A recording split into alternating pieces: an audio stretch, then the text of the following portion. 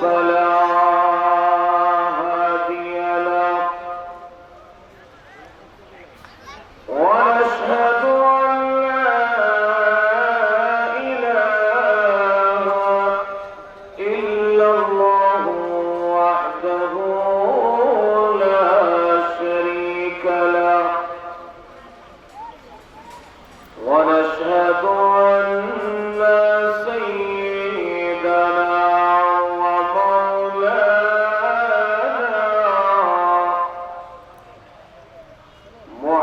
محمدا عبده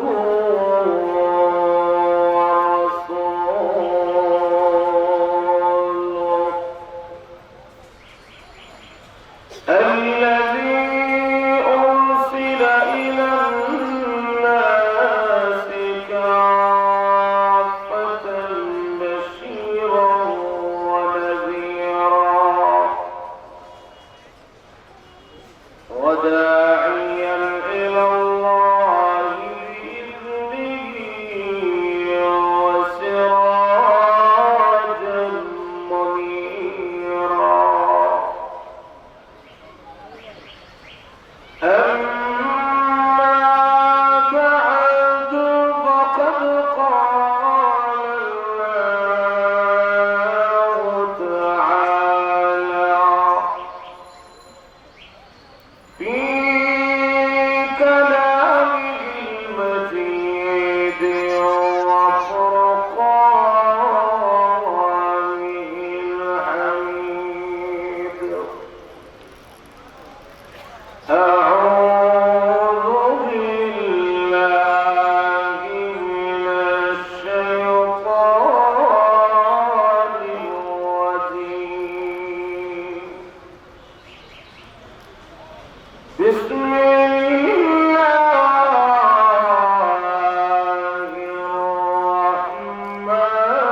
الرحمن الرحيم اقرأ باسم ربك الذي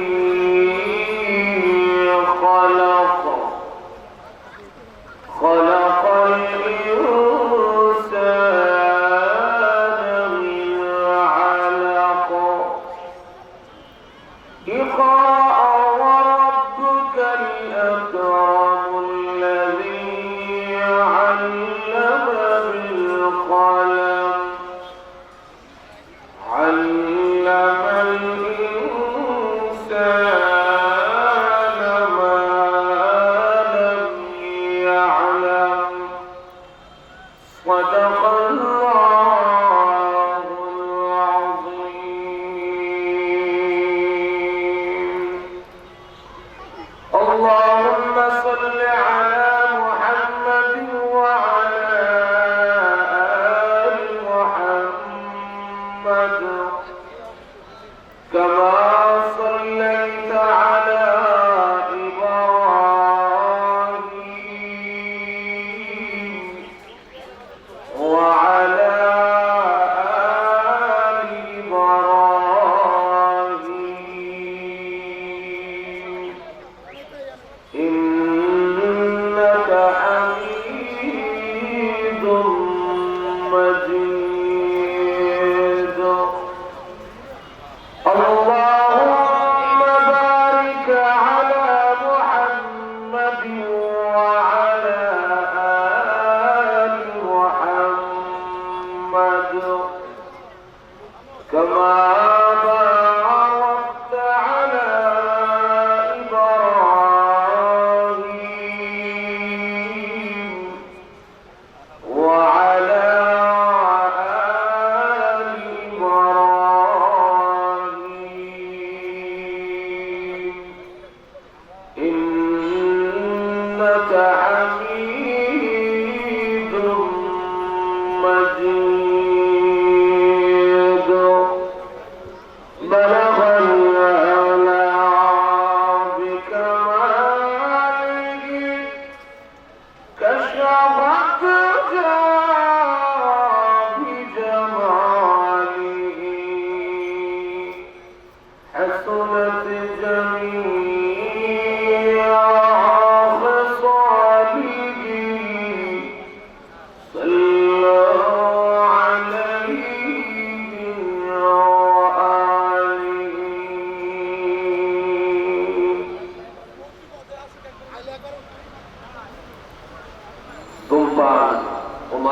বিরোধী সংগঠন মাদক বিরোধী কর্মসূচি মানিক এর উদ্যোগে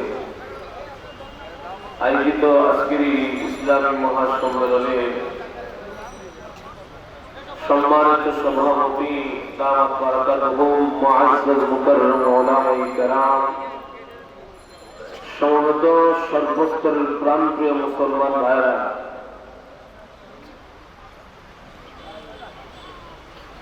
মুআজ্জাজ মুকাররম উলামায়ে কেরাম, পর্দার আড়ালে অবস্থানরত অত্যন্ত শ্রদ্ধেয় মা বোনেরা, মহান আল্লাহ রাব্বুল আলামিনের দরবারে অসংখ্য শুকর আদায় করছি, যিনি অত্যন্ত দয়া করে আমাদের সকলকে আজকের ওয়াজ মাহফিলে শরীক হওয়ার মতো তৌফিক প্রদান করলেন। সেই জন্য আমরা সকলের জুড়ে শুরু বলি আলহামদুলিল্লাহ। আমার ভাইরা, আমি আপনাদের সামনে পবিত্র কোরআন শরীফের সূরাতুল আলাক থেকে 4খানা আয়াতে কারিমা তেলাওয়াত করেছি। মহান আল্লাহ রাব্বুল আলামিন যদি আমাকে তৌফিক দান করেন, আপনাদের সামনে সূরাতুল আলাক এর অবলম্বনে কিছু কথা বলার চেষ্টা করব। ওয়া তৌফিক ইল্লা বিল্লাহ। বিশ্বনবী রাহমাতুল লিল আলামিন হুজুর সাল্লাল্লাহু আলাইহি ওয়াসাল্লাম নবুয়ত প্রাপ্ত হওয়ার আগে আল্লাহ রাসূল সাল্লাল্লাহু আলাইহি ওয়াসাল্লাম হেরা নামক গুহার ভিতরে, যেটাকে জাবালুন নূর বলা হয়, সেখানে আল্লাহ রাসূল 40 দিন পর্যন্ত ধ্যানমগ্ন অবস্থায় ছিলেন। প্রত্যেক নবীরাই আসমানি কিতাব পাওয়ার আগে কিছুদিন আল্লাহ রাব্বুল আলামিনের রাস্তায় সময় লাগিয়েছেন। মুসা আলাইহিস সালাতু ওয়াস সালাম আসমানি কিতাব পাওয়ার আগে তিনি তুর পাহাড়ে গিয়ে 30 দিন পর্যন্ত রোজা রাখছিলেন।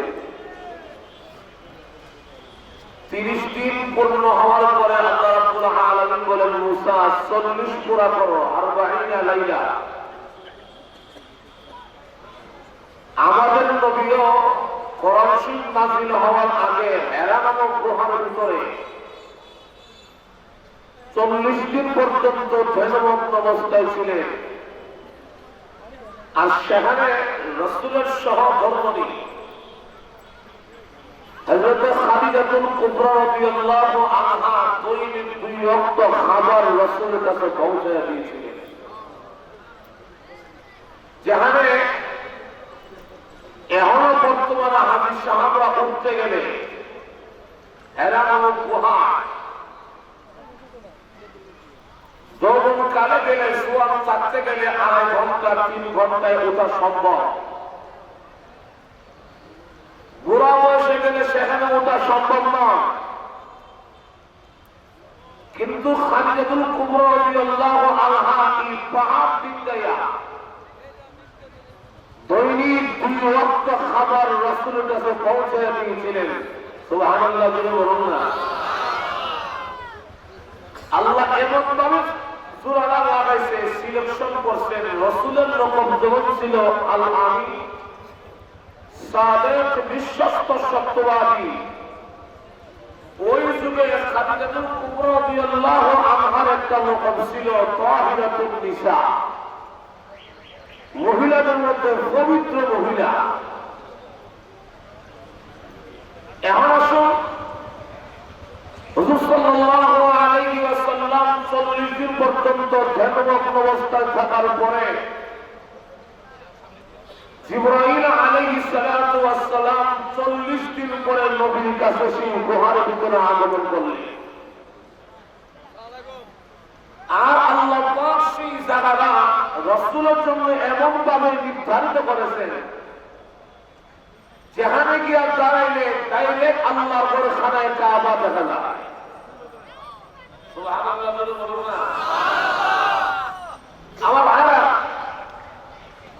জিবরাইল আলাইহিস সালাতু ওয়াস সালাম 40 দিন পরে নবীর কাছে গিয়ে সেই গুহার ভিতরে আগমন করে। আল্লাহ রাসূলকে বলতে লাগলেন, হে রাসূল আপনি বলুন কি পড়া? রাসূল বলেন, মা আনা বিকারিন, আমি পড়তে জানি না। কারণ দুনিয়ার কোন নবী কোন পয়গম্বরকে মহান আল্লাহ রাব্বুল আলামিন দুনিয়ার কোন শিক্ষকের কাছে লেখাপড়া করান নাই। নবীদের উস্তাদ শিক্ষক একমাত্র হলো মহান আল্লাহ। জোরে বলেন কে? যিনি দুনিয়াতে আয়েশা স্কুলে কলেজের কিন্তার ভাবে মক্তবে মাদ্রাসায় লেখাপড়া করে, উনি নবী হতে পারে না।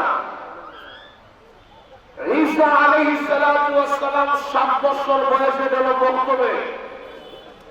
কারি সাহেব তখন বলে, তুমি বড় আলিম। 7 বছর পয়গম্বর ঈসা আলাইহিস সালাতু ওয়াস সালাম তখন বলে, কারি সাহেব আমি আলিম বলবো পরে, কিন্তু আগে আপনি আমাকে বুঝান আলিম দিয়ে আল্লাহ কি বুঝিয়েছে। আমি না বুঝা করবো না। আলিমটা সারা কেন? সবগুলি অক্ষর হরফ শুয়ে আছে, এই হরফটা সারা কেন?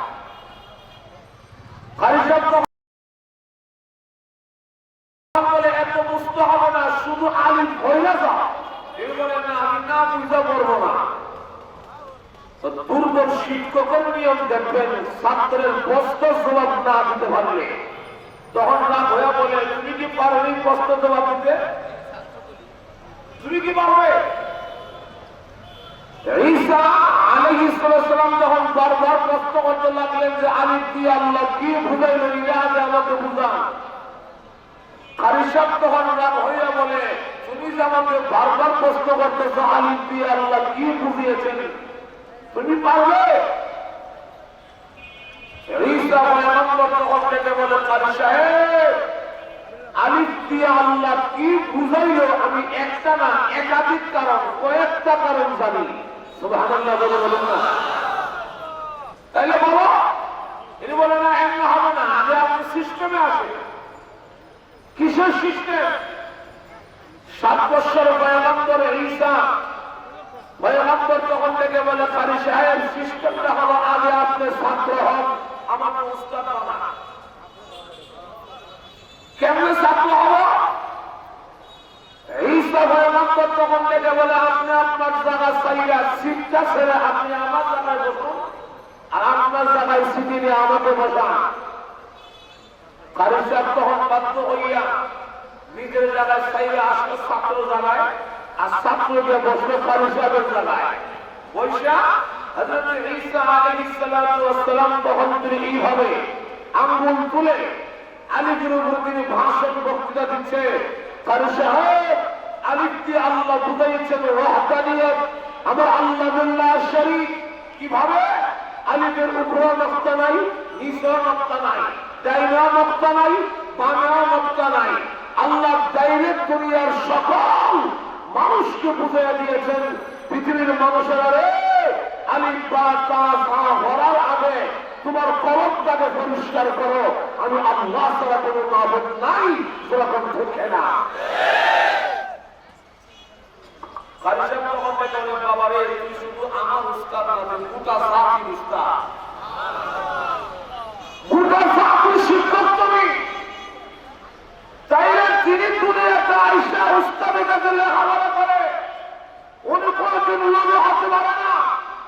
এই সূত্রে বিশ্ব খন্ড মূর্খ মির্জা গোলাম আহমদ কাদিয়ানী কখনো লোভে হতে পারে না।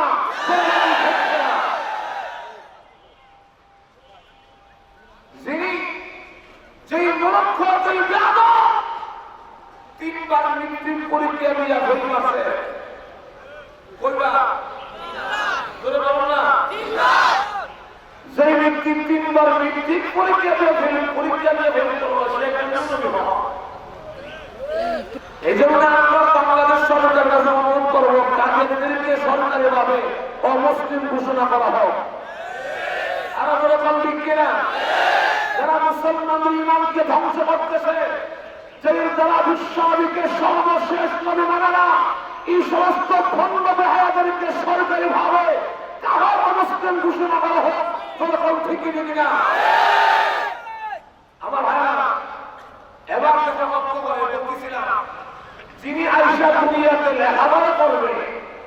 স্কুলে কিন্টার গার্ডেনে মক্তবের মাদ্রাসা পড়ে তিনি কোনদিন নবী হতে পারে না। নবীদের উস্তাদ শিক্ষক ডাইরেক্ট একমাত্র আল্লাহ। আমার ভাইরা এবার যখন লক্ষ্য করে আল্লাহ রাসূল বলেন মা আনা বিল্লাহি আমি পড়তে জানি না। মেশিন না হয় টাকা মেশিন হওয়ার সাইকেল নাম দেয়।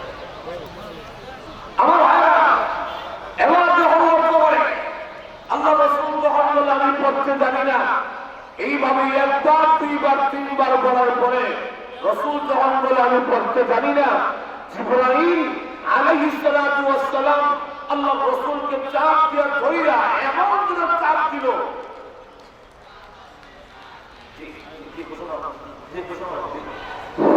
আলহামদুলিল্লাহ আমাদের মাঝে এসে উপস্থিত হয়েছেন আজকের এই মাননীয় পানি সম্পদ প্রতিমন্ত্রী, এই নরসিংদী সদর 1 আসনের পরপর 2বার নির্বাচিত জাতীয় সংসদ সদস্য, এই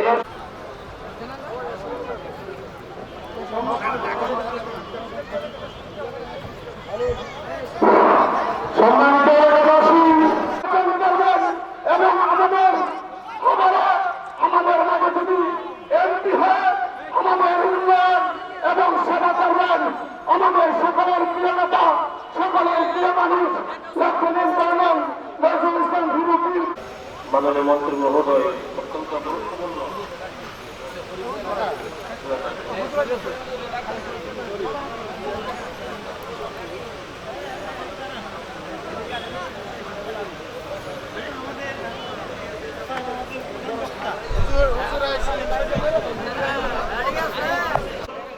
সে মনে করে যে আমি মাদক সেবন করি তাতে অন্যের কি, কিন্তু সেই দায়িত্ব জ্ঞান মানুষ, সেই নির্মল মানুষটা বুঝতে পারে না সে যে তার সাধারণে তার পরিবারকে ধ্বংস করে দিচ্ছে, তার সাধারণে তার সমাজকে ধ্বংস করে দিচ্ছে। আর মাদকে বেশি আক্রান্ত হয় যুব সমাজ। যেই যুব সমাজ হচ্ছে একটি জাতির এগিয়ে যাওয়ার শক্তিদাতা হচ্ছে যুব সমাজ। সেই যুব সমাজকে মাদক তুলে তুলে খেয়ে ধ্বংসের পথে নিয়ে যাচ্ছে। আমরা পার্শ্ববর্তী দেশ থেকে ইয়াবা আসে, ফেন্সিডিল আসে এবং আমাদের দেশের লোকেরা এই মাদক বিতরণ করে তাতে অর্থবান হয়, লাভবান হয়, বিত্তবান হয়, পুঁজিপতি হয়, আরবপতি হয়। কিন্তু তারা এইটুকু বুঝে না, এই যে বিষ তারা সমাজে ছড়িয়ে দিচ্ছে, তাদের অর্থ বৃত্ত যা আছে কোন কাজে লাগবে না।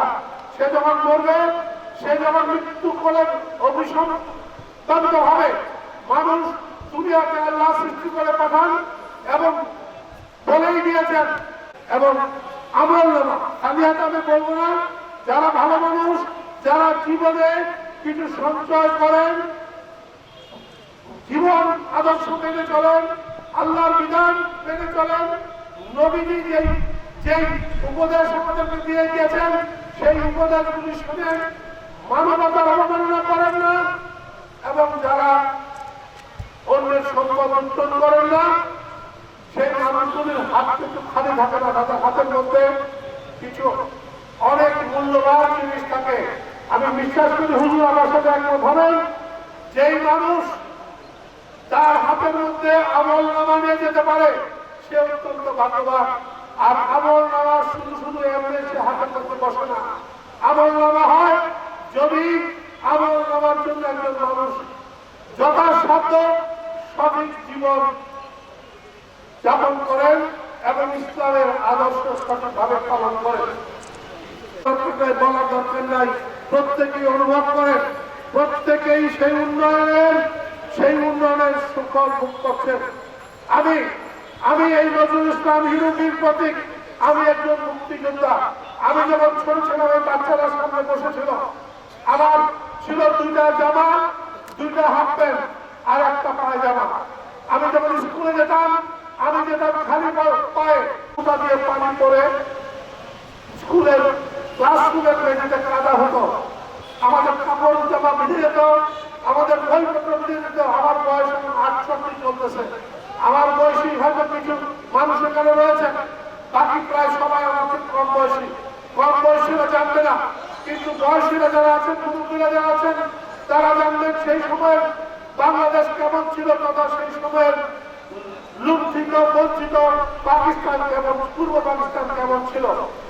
মহান মুক্তিযুদ্ধের মাধ্যমে বঙ্গবন্ধুর নেতৃত্বে যে স্বাধীন হয়েছে, তিনি একটি স্বাধীন দেশ নিয়ে গিয়েছিলেন, কিন্তু দুর্ভাগ্য তার নির্মম হত্যাকাণ্ডের মধ্য দিয়ে তিনি বাংলাদেশকে অর্থনৈতিক মুক্তি দিয়ে দিতে পারেননি। আজকে সেই অর্থনৈতিক মুক্তির পথে এগিয়ে যাচ্ছেন তারই কন্যা, বঙ্গবন্ধু কন্যা শেখ হাসিনা। এক সময় বাংলাদেশের মানুষকে দেখলে অন্য উন্নত দেশের মানুষরা মুখ ফিরিয়ে দিতেন।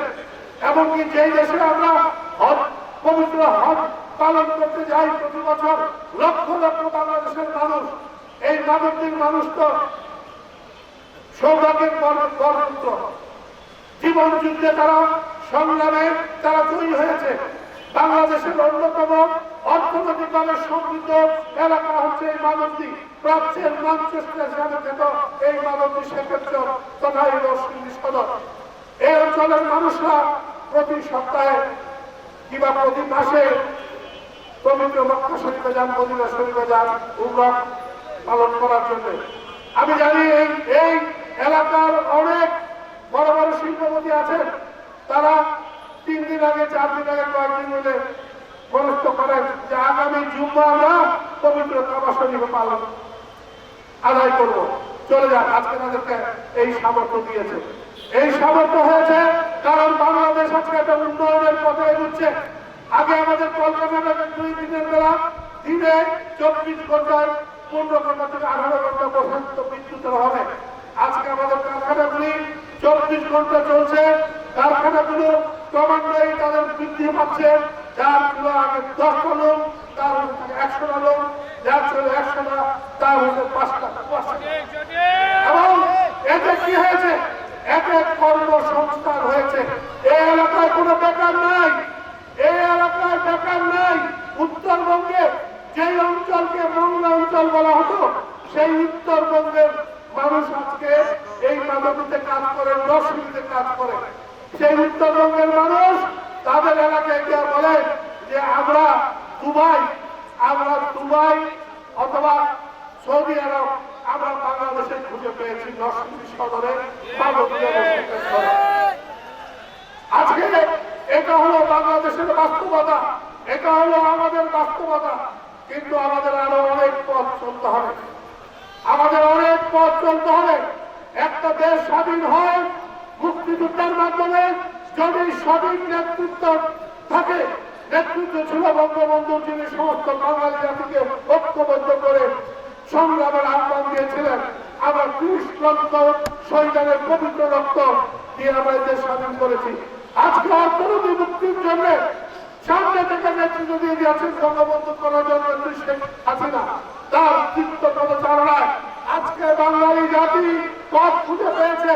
তার দেখানো আলোতে বাঙালি জাতি উন্নয়নের বন্দর কোথায়, সোনার বাংলার বন্দর কোথায়, সেই বন্দর তারা দেখতে পাচ্ছে। আজকে তারা সেইভাবে সকলে তার দিকের বাক্যের দিকে এগিয়ে যাচ্ছে।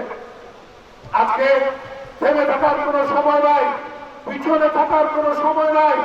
5 বার আমাদের কপালে কালি লেপা হয়েছিল পৃথিবীর মধ্যে সবচেয়ে দুর্নীতিগ্রস্ত দেশ হিসাবে। একটা জাতি সব মানুষ দুর্নীতিগ্রস্ত হয় না।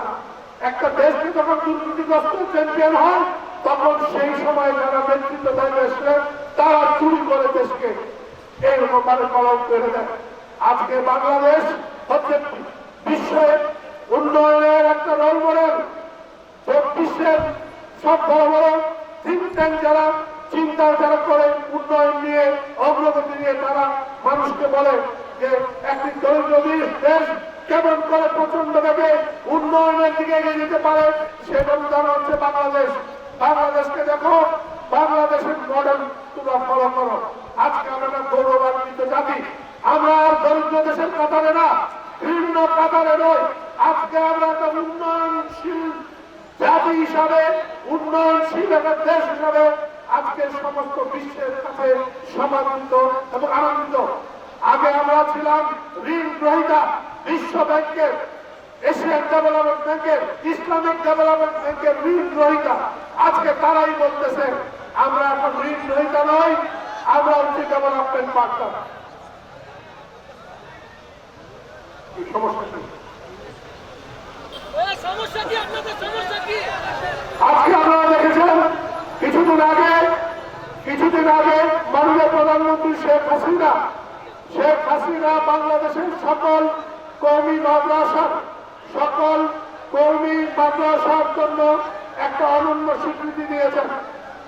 সেই অনন্য স্বীকৃতির কারণে যেই কওমি মাদ্রাসায় যারা পড়াশোনা করত তাদের ভবিষ্যৎ ছিল না, তারা লেখাপড়া শিখেও মূল ধারায় কাজ করার তাদের কোনো সুযোগ ছিল না।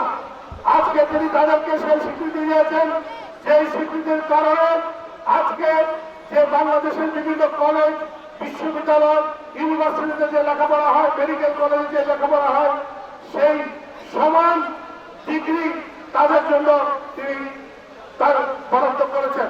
আজকে মাদ্রাসা শিক্ষা, যেই মাদ্রাসা শিক্ষা ছিল ইসলামিক বিশ্বে সবচেয়ে প্রাচীন শিক্ষা জায়গা, যেখানে আমাদের ইসলাম ধর্মের শুরু থেকে যেই মাদ্রাসাগুলি ছিল মুসলমানের শিক্ষার বিদ্যাপীঠ, সেই মাদ্রাসাগুলিকে আজকে তিনি স্বীকৃতি দিয়েছেন। সেই মাদ্রাসাগুলিতে আজকে বাংলাদেশের মানুষ যারা মাদ্রাসাগুলিতে শিক্ষা নিচ্ছে, একদিকে যারা পবিত্র ইসলাম ধর্ম সম্বন্ধে তারা সম্যক জ্ঞান লাভ করতেছেন, বাস্তবিক জ্ঞান লাভ করতেছেন, তেমনি আবার প্রাতিষ্ঠানিক বিষয় বিজ্ঞান, ইঞ্জিনিয়ারিং, মেডিকেল এবং অন্যান্য জিনিস সবকিছু তারা করতেছেন এবং বিশ্ববিদ্যালয়ের সমমানের ডিগ্রি তারা অর্জন করবেন মাদ্রাসা থেকেই। এবং তারা যত রকমের পরীক্ষা আছে, তারা পুলিশ বিভাগ বলেন, প্রশাসন বলেন, এসপি, ডিসি বলেন, হাইকোর্টের বিচারপতি বলেন, বিজ্ঞানী বলেন, তাদের সামনে এগিয়ে যাওয়ার, জীবনকে সুন্দর করে উন্নত করার এবং বাংলাদেশের উন্নয়নে সমভাবে অংশগ্রহণ করার জন্য বিশাল সুযোগ সৃষ্টি হয়েছে। আগে এই সুযোগ ছিল না, কোন সময়ই এই সুযোগ ছিল না। এই মানুষগুলা যারা ইসলামিক জ্ঞানের সমৃদ্ধ, যারা জানে আল্লাহ তাআলাকে এবং যারা জানে পবিত্র ইসলাম ধর্মকে, সেই মানুষগুলো ছিল কর্মহারা। তারা রাষ্ট্রীয় জীবনে তেমন কোনো অংশগ্রহণ করতে পারত না। আজকে সেই সুযোগ এসেছে। আজকে বাংলাদেশ একটা সমৃদ্ধির পথে এগুচ্ছে বলেই আমরা 11 লক্ষ নির্যাতিত, নিপীড়িত রোহিঙ্গা মুসলমানকে আমরা আশ্রয় দিয়েছি বাংলাদেশে। আমরা এই রোহিঙ্গা মুসলমানদেরকে আশ্রয় দিয়ে বলেছি যে আমরা মুসলমান, আমাদের দেশে তোমরা নিরাপদ, আমরা তোমাদেরকে রক্ষা করব, প্রয়োজনে আমাদের খাবার তোমাদের সাথে ভাগাভাগি করবো। এটাই বলেছেন জননেত্রী শেখ হাসিনা, বঙ্গবন্ধু। আজকে বিশ্ববাসী ধিক্কার দিচ্ছে এই মায়ানমারকে, যারা আমাদের এই মুসলমান ভাইদের উপরে অত্যাচার করছে, হত্যা করেছে, নারী নির্যাতন করেছে, শিশুদেরকে আগুনে ছুড়ে দিয়ে হত্যা করেছে। আজকে এই মায়ানমার সমস্ত পৃথিবীর মানুষের কাছে গৃহীত বিকৃত একটা দেশ। আজকে পৃথিবীর চাপে তারা এখন রোহিঙ্গাদেরকে ফিরিয়ে নিয়ে যাচ্ছে। আজকে রোহিঙ্গাদের প্রথম ব্যাচ মায়ানমারে যাওয়ার কথা, কিন্তু তারা যায়নি। তারা বলেছে যতদিন পর্যন্ত মায়ানমারের পরিবেশ নিরাপদ না হবে মুসলমানের জন্য, ততদিন পর্যন্ত আমরা যাব না। আর জননেত্রী শেখ হাসিনা, বাংলাদেশের বীর জনগণ যারা এখানে বসে আছেন, আমরা বলেছি আমরা বিপদের মুখে কোনো মুসলমানকে ফেলতে দেব না। আমরা যখন সময় আসবে তাদের অধিকার প্রতিষ্ঠা করার জন্য, তাদের জন্য ইনশাআল্লাহ আমরা যুদ্ধ করবো। যুদ্ধ করে মুসলমানের অধিকার, যুদ্ধ করে রোহিঙ্গা মুসলমান তথা সারা পৃথিবীর মুসলমানের অধিকার আমরা ইনশাআল্লাহ সুরক্ষিত করব। এ হচ্ছে বাংলাদেশের এখন বর্তমান বাংলাদেশের প্রত্যয়। আমি আর বক্তব্য বাড়াবো না। আপনারা দীর্ঘক্ষণ ধরে, সারা রাত ধরে ওলামায়ে কেরামের কাছ থেকে অনেক মূল্যবান কথা শুনবেন। আমি শুধু বিনীত অনুরোধ করবো যে মনুষ্যত্ব যেন হারিয়ে না যায়, মানবতা যেন আমাদের কারণ দ্বারা পদদলিত না হয়। আল্লাহ তাআলা সবচেয়ে বেশি পছন্দ করেন মানব প্রেম, মানুষকে ভালোবাসা। মানুষকে ভালোবাসা সৃষ্টিকর্তা সবচেয়ে বেশি পছন্দ করেন। আবার পুত্রকে এটাই বুঝি এবং নবীজিও এটা বলে গেছেন। আপনারা যদি দয়া করে কেউ, এটা এখন রেকর্ডও আছে, এটাও আছে, নবীজির মাত্র 18-19 মিনিটের বিদায় হজের যে পানি, সেই পানিতে একজন মুসলমানের সারা জীবনের কর্তব্য, সারা জীবনের চলন, সারা জীবনের জীবন আদর্শ এবং দায়িত্ব সবকিছু তিনি সেখানে দিয়ে দিয়েছেন। আমি অনুরোধ করবো সবাই অন্তত একবার এই বিদায় হজের ইয়েটা আপনারা রেকর্ডিংটা করেন বা শুনেন। আমি মনে করি একবার করলে আবার করবেন, আবার করবেন, একবার শুনলে বারবার শুনবেন। আপনারা সবাই ভালো থাকুন, সুস্থ থাকুন। এই সুন্দর বাংলাদেশটা, এই শান্তিপূর্ণ বাংলাদেশটা যেভাবে উন্নয়নের পথে এগিয়ে যাচ্ছে, এটা যেন বাধাগ্রস্ত না হয়। এই উন্নয়ন যেন অপ্রতিরোধভাবে আগাতে থাকে, যাতে আমাদের ভবিষ্যৎ, আমাদের তরুণরা, আমাদের সন্তানরা যারা উন্নত বাংলাদেশ, আরো উন্নত বাংলাদেশ পায়, পৃথিবীর মধ্যে একটা অন্যতম শক্তিশালী অর্থনৈতিক দেশে বাংলাদেশে পরিণত হয়, আমাদের সন্তানদের জন্য যেন এটা হয়, সেই জন্য আমাদেরকে পরিশ্রম করে ঠিক জায়গায় রেখে দিতে হবে। আর মাদককে সবাইকে না বলতে হবে, মাদককে ঘৃণা করতে হবে। মাদক সেবীকে ঘৃণা না করে তাকে সমাজের জন্য ধরে রেখে সাজিয়ে তুলতে হবে। তাকে মেরে ফেললেও মাদক যাবে না, তাকে সুস্থ করলে মাদক যাবে। তাকে একটু সুস্থ সাবেক মাদক সেবীকে দেখে আরো 10 জন, 20 জন, 100 জন, 1000 জন সুস্থ হবে। সুতরাং মাদককে ঘৃণা করি, মাদক সেবীকে নয়। মাদক সেবীকে মায়া, মমতা, ভালোবাসা, বন্ধুত্ব সবকিছু দিয়ে তাকে সুস্থ করতে হবে, সমাজের মূল্যবান অংশ হিসেবে করতে হবে। আপনারা সবাই ভালো থাকুন, সুস্থ থাকুন। আমি আপনাদের সাথে আছি, আপনাদের মাঝে আছি। সকল কাজে, সকল সংগ্রামে, সকল লড়াই, সকল আনন্দে, সকল দুঃখে ভালো থাকুন। আসসালামু আলাইকুম। মাননীয় মন্ত্রী মহোদয় অত্যন্ত গুরুত্বপূর্ণ